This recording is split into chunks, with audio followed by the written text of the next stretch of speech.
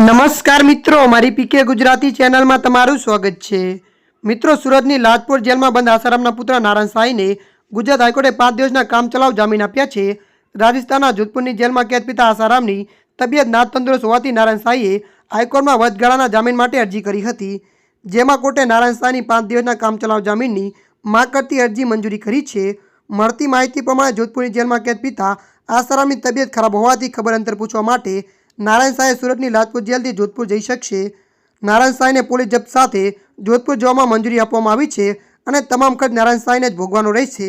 ઉલ્લેખનીય છે કે થોડા મહિના પહેલા ગુજરાત હાઈકોર્ટે નારાયણ સાંઈને પિતા આસારામને મળવા માટે માનવતાના ધોરણે જામીન આપ્યા હતા।